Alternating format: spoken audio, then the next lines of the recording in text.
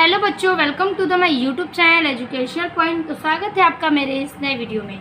आज हम लेके आए हैं आप लोगों के लिए क्लास 10th का अध्याय 5 जो कि पद्यांश से है और ये हिंदी का बहुत ही इम्पोर्टेंट चैप्टर है जो कि सुमित्रा नंदन पंत द्वारा रचित चींटी के बारे में आज हम समझेंगे। तो क्या कवि ने किस प्रकार से चींटी पर सोच विचार करके ये कविता लिखी है, आज की इस वीडियो में हम उसको संपूर्ण चींटी का अध्याय समझेंगे। ठीक है, पैराग्राफ समझने के एक एक अर्थ समझने के बाद हम इसके संदर्भ, प्रसंग और इसकी व्याख्या को देखेंगे और आपको किस प्रकार से बोर्ड एग्जाम में लिखना है वो भी हम देखेंगे। ठीक है, तो वीडियो को देर न करते हुए स्टार्ट करते हैं। तो पहला पैराग्राफ कह रहा है कि चींटी को देखा वह सरल विरल काली रेखा, तम के तागे सी जो हिलडुल, चलती लघुपद पल पल मिलजुल, वह है पीपीलिका पाती, देखो ना किस भांति, काम करती वह संतत, कन कन करके चुनती अविरत। ठीक है, तो इस पैराग्राफ में क्या कवि कहते हैं, स्पष्ट करते हैं कि कवि का कहना है कि चींटी को देखा। क्या आपने कभी चींटी को ध्यानपूर्वक यानी कि गौर से देखा? वह सरल विरल काली रेखा यानी कि चींटियों की पंक्ति एक सीधी, सरल यानी कि सीधी, विरल यानी कि सीधी साधी सी एक काली रेखा में क्या करती हैं, चलती हैं। विरल मीन्स एकदम सीधा, सरल मीन्स बहुत ही आसान तरीके से वह सीधी रेखा में चलती हैं। तम के तागे सी जो हिलडुल, तम के तागे यानी कि एक धागे के समान। ठीक है, एक धागे के समान क्या करती हैं, हिलडुल कर आगे चलती हैं और लगती चलती लघुपद यानी कि अपने छोटे कदमों से, पल पल मिलजुल यानी कि चलती अपने छोटे कदमों से पल पल करके और मिलजुल के यानी कि वह चलती हैं अपने छोटे कदम से पल पल और मिलजुल कर। वह है पीपीलिका पाती यानी कि कहते हैं कि वह एक पतले धागा से हिलडुल कर रही है और वह हमेशा क्या करती है, चलती रहती है। और फिर कह रहा है कि वह है पीपीलिका पाती यानी कि वह निरंतर अपने काम में लगी रहती है। देखो ना किस भांति यानी कि वह देखो किस भांति अपने काम को करती रहती है, कभी नहीं रुकती है। और फिर कह रहा है कि देखो ना किस भांति यानी कि देखो वह किस भांति अपना कार्य करती रहती है। काम करती वह सतत यानी कि अपने परिवार के लिए काम करने के लिए करती रहती है। ठीक है, अपने परिवार के लिए काम करती रहती है। कन कन करके चुनती अविरत यानी कि छोटे छोटे कड़ों से, ठीक है, कन कन करके यानी कि छोटे छोटे कड़ों से बिना रुके चुनती अविरत चुनती रहती है यानी कि अपने उपयोग की चीज़ें बिना रुके कन कन के यानी कि छोटे छोटे कड़ों को जुटाती है अपने परिवार को खिलाने के लिए। तो वही कवि कहते हैं कि आपने कभी चींटी को ध्यानपूर्वक देखा, वो किस प्रकार से अपनी सीधी काली रेखा में सीधे जाती है, उसके रेखा की तरह समान प्रतीत होती है और तम के धागे यानी कि अपने पैरों के प्रति छड़ से चलती है, एक धागे के समान हिलडुल कर, ठीक है, पतले धागे के समान हिलडुल कर चलती लघुपद पल पल मिलजुल यानी कि मिलजुल कर पल पल हर घड़ी वह चलती रहती है। वह है पीपीलिका पाती यानी कि वह है क्या करती, एक अपने परिवार के लिए उपयोगी क्या करती है, देखो किस भांति किस प्रकार से अपने परिवार के लिए कार्य करती रहती है। काम करती वह सतत अपने कार्य को निरंतर करती रहती है। कण कण यानी कि कण कण के छोटे छोटे कण को बिना रुके चुनती रहती है। तो इसी प्रकार से पहले पैराग्राफ का ये अर्थ हो गया। हम एक एक पैराग्राफ को देखेंगे। तो चलिए इस पैराग्राफ का सबसे पहले हम संदर्भ, प्रसंग और व्याख्या देख लें। ठीक है, तो हेडिंग कर लेंगे चींटी को डॉटेड चुनती अविरत। तो हेडिंग कर लेंगे चींटी को देखा डॉटेड चुनती अविरत, यहाँ पर मिस्टेक हो गया था। संदर्भ लिखेंगे तो संदर्भ हम वही लिखेंगे जो हमें हर पैराग्राफ में लिखना है। तो प्रस्तुत पद्यांश हमारी पाठ्य पुस्तक हिंदी के काव्य खंड में संकलित चींटी शीर्षक से अवतरित है। ठीक है, अवतरित है, जिसके रचयिता कविवर सुमित्रा नंदन पंत है। ठीक है, तो चलिए प्रसंग देख लेते हैं। प्रसंग है कि प्रस्तुत पंक्तियों में कवि ने चींटी जैसे लघु प्राणी की परिश्रमशीलता का सहारा लेकर मनुष्य को प्रेरणा दी है कि किस प्रकार से वह अपना कार्य निरंतर करती रहती है। अब देखेंगे हम व्याख्या। व्याख्या हेडिंग करके लिखेंगे कि कवि प्रश्न करता है कि क्या आपने चींटी को ध्यानपूर्वक देखा है। चींटियों की पंक्ति एक सीधी काली रेखा विरल रेखा के समान प्रतीत होती है। वह अपने छोटे छोटे पैरों से प्रति क्षण चलती रहती है। चींटियां जब मिलकर चलती हैं तो ऐसा मालूम पड़ता है जैसे कि कोई पतला काला धागा हिलडुल रहा हो। चींटी हमेशा चलती रहती है। वह निरंतर अपने काम में लगी रहती है। ठीक है, वह निरंतर अपने काम में लगी रहती है और वह अपने परिवार के लिए उपयोगी छोटे छोटे कणों को बिना रुके चुनती रहती है। ठीक है, तो ये हो गया इस प्रकार से इसकी व्याख्या जो मैंने आपको हेडिंग के साथ साथ बताया। तो अब हम चलेंगे दूसरे पैराग्राफ पे। इसके आगे के पैराग्राफ कह रहे हैं कि गाय चराती धूप खिलाती बच्चों की निगरानी करती लड़ती अरी से तनिक न डरती दल के दल सेना सवारती घर आंगन जनपथ बुहारती।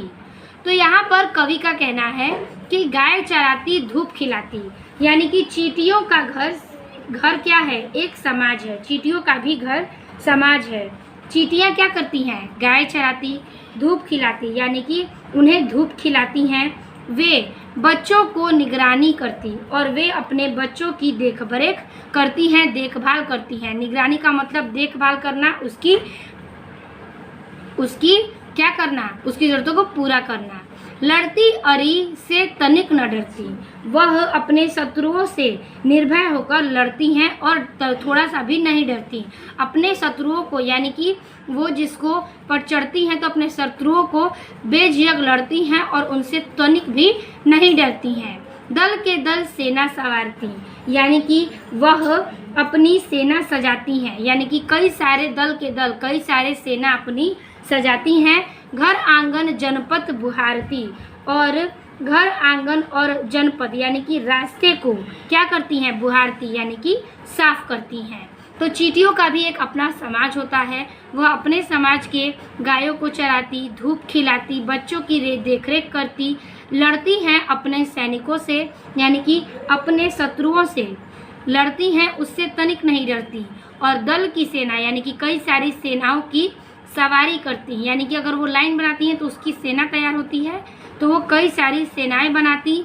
घर आंगन जनपद बुहारती, यानी कि घर आंगन और रास्ते को साफ भी कर रखती हैं।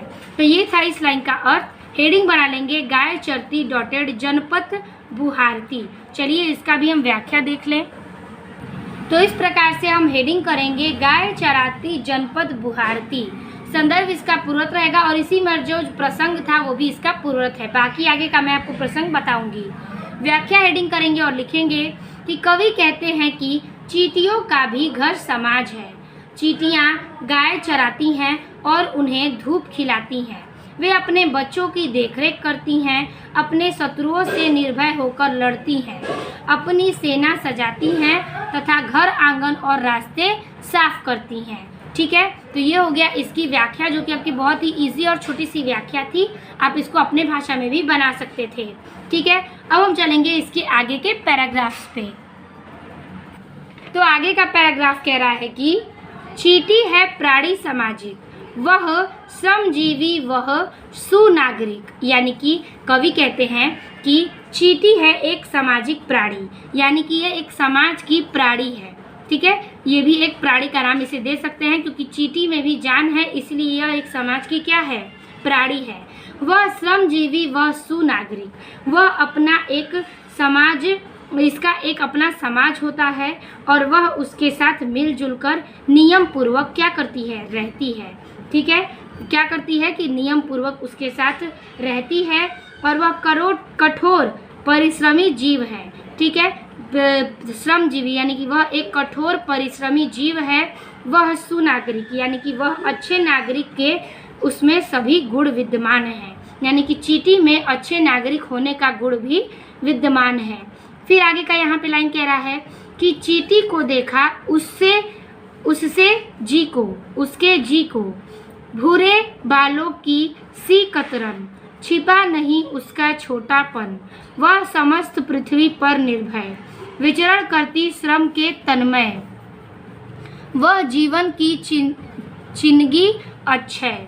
तो यहाँ पे देखिए इस लाइन में कवि क्या कहते हैं, चींटी को देखा चींटी को, यानी कि कवि कहते हैं कि आपने चींटी को ध्यान से देखा, उसके जी को यानी कि उसके प्राण को देखा, यानी कि उसके छोटे से हृदय को आपने उसको ध्यान से देखा, उसके अत्यधिक लघु क्या है, वह एक अत्यधिक लघु प्राणी है।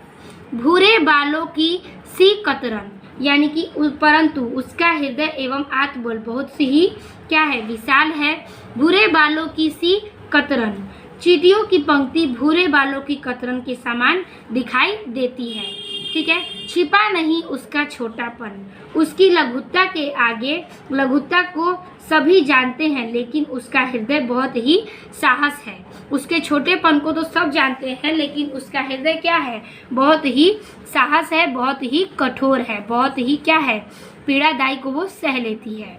वह समस्त पृथ्वी का निर्भय, वह समस्त पृथ्वी पर निर्भय, यानी कि वह सारी पृथ्वी पर जाना चाहती है।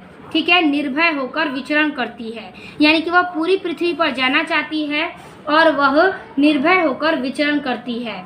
ठीक है, विचरण करती सम के तन्मय, यानी कि विचरण करती है यानी कि वहाँ चलती रहती है।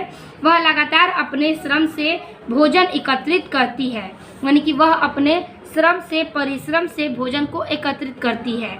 वह जीवन की चिन्हगी अक्षय, क्या करती है कि वह भोजन को एकत्र करने के लिए तल्लीन होकर जुटी रहती है। और चींटी का श्रम साकार मूर्ति है। ठीक है, चींटी का श्रम एक साकार मूर्ति है जो जीवन को कभी नष्ट होने वाली चिंगारी है। वह जीवन की कभी नष्ट न होने वाली क्या है, एक चिंगारी है। ठीक है, तो यही इस पैराग्राफ में कवि कहते हैं। आगे के 4 लाइन बचे हैं तो उसको भी हम इसी में देख लेते हैं। तो कह रहा है आगे का लाइन की,